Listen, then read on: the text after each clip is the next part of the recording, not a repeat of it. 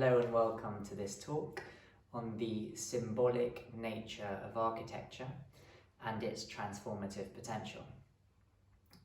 So in other words, what we're going to cover today is what architecture can symbolize, what these forms and spaces can mean to us, and how that can enrich our very sense of being, our very sense of belonging, and our collective transformation process as a society. So the inspiration behind this talk comes from a lot of the ideas of Carl Jung. Carl Jung was a pivotal psychologist and somewhat philosopher of modern times. And he had a lot of ideas about the collective unconscious, about the invisible landscape that we access through our dreams and that we access through symbolic imagery. And Carl Jung proposed that the soul of man, in his words, or the collective imagery of humanity would come to us for a reason, would come to us so we could come into a process of integration. We could come into our true holistic nature that sees past all personal and collective pain and is able to live and express freely in this world. So with this vision in mind of bringing together Carl Jung and architecture, I'm going to analyze 3 different buildings. And something important before I get into it, which Carl Jung often postulated, was that when analysing dream imagery, when analysing any imagery of the psyche, we must take the view that each person's interpretation is unique. Each person has their own way of relating and connecting. That's thunder, by the way, speaking of symbolisms. Each person has their own unique way of appreciating the information that's in front of them. So what I'm going to do now is go through my own process of relating to these different buildings with the hope that I leave you with some kind of principles and pathways which you can then relate to formulate your own picture when in a building, when in a space, and when kind of being curious about this topic in general.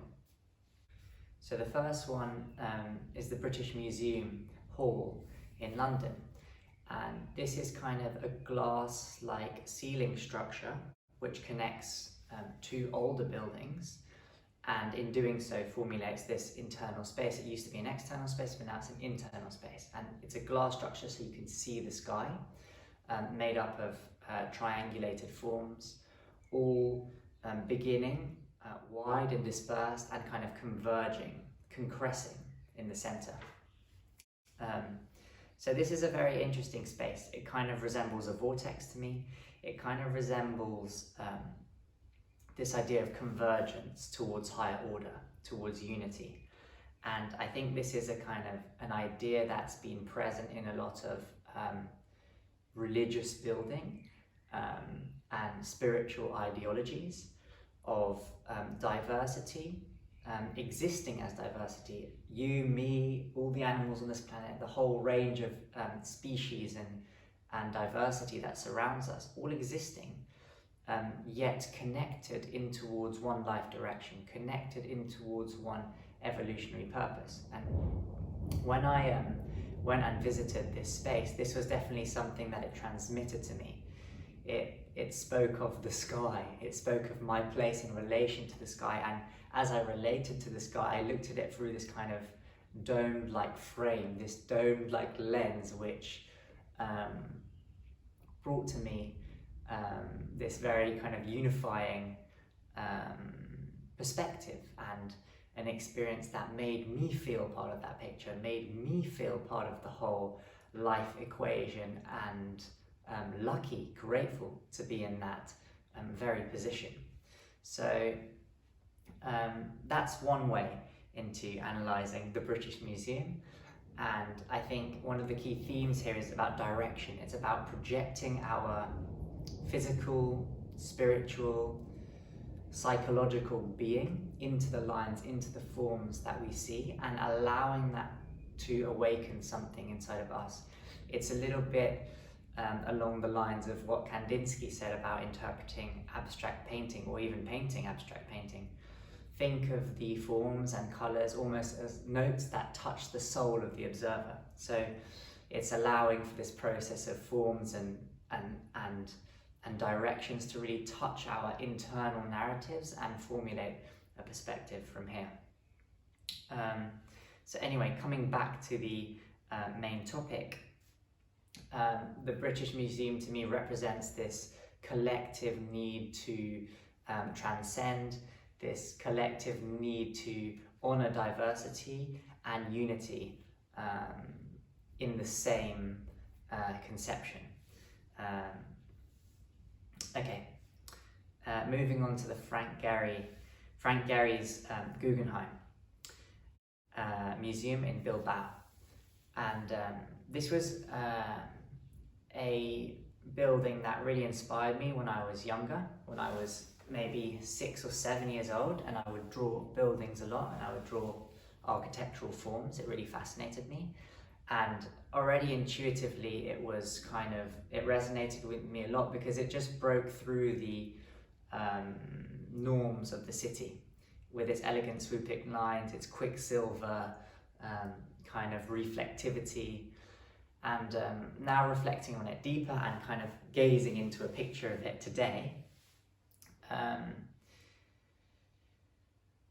what I recognized most strongly was the material, actually, the reflectivity of it. The material and the form, they kind of come together, and how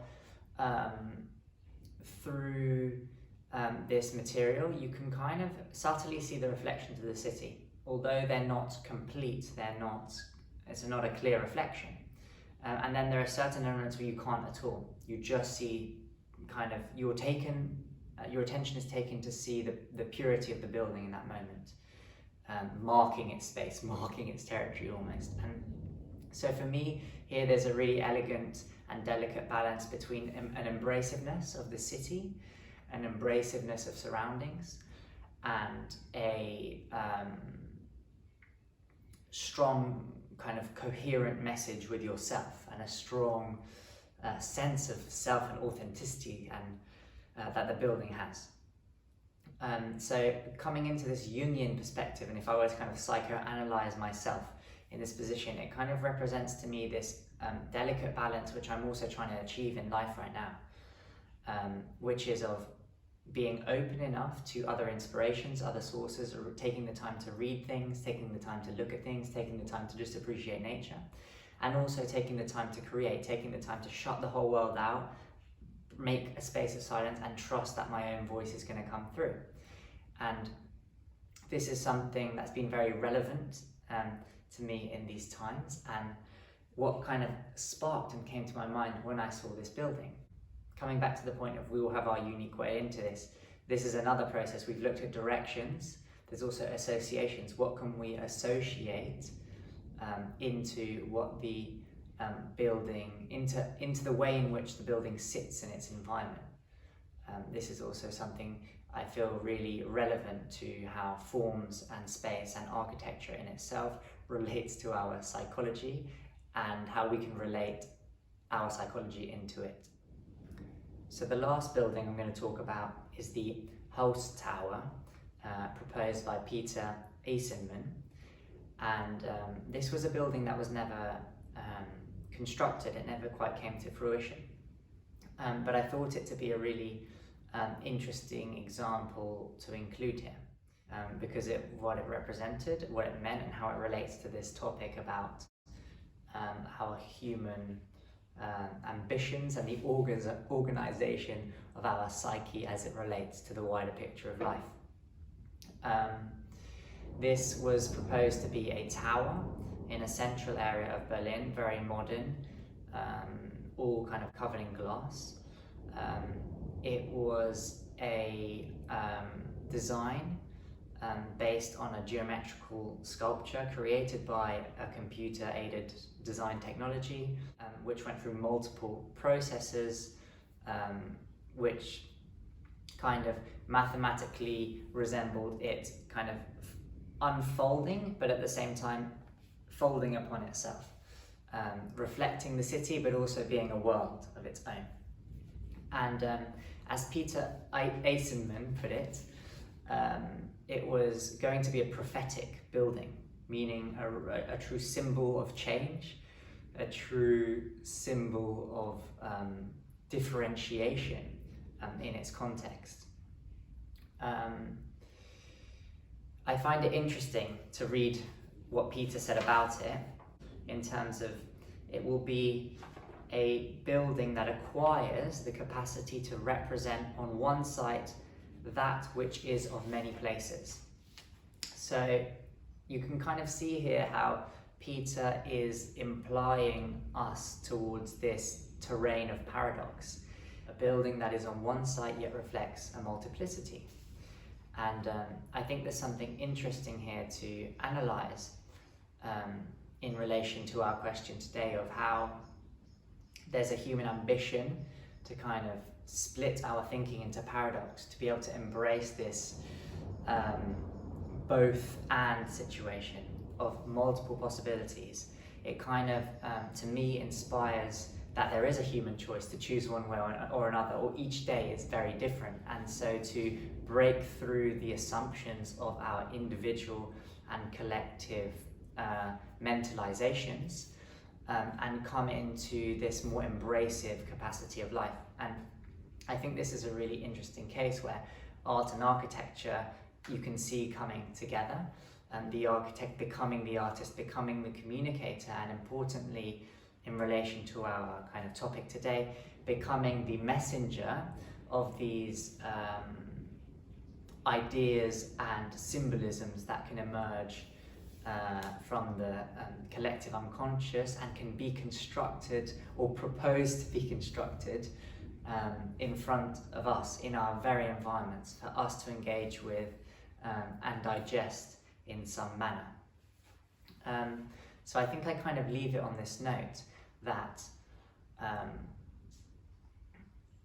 it can be interesting to pour our minds, hearts and souls into architecture as if it were therapy, into architecture as if it were the kind of monolithic structures of the past, which were to inspire a new dimension of thought, being and action for our humanity. And so my invitation to you today is, when you walk through a space, when you encounter a building, when you stumble across a structure that inspires you, just take a moment to try and perceive what is bubbling up in your very internality, what uniquely within yours is trying to manifest and interface with the very reality that you meet, to become the best version of yourself, to come into this holistic and enriched picture of our human being. And it's really amazing that we have this capacity to reflect in this way. I think it's what makes us uniquely human.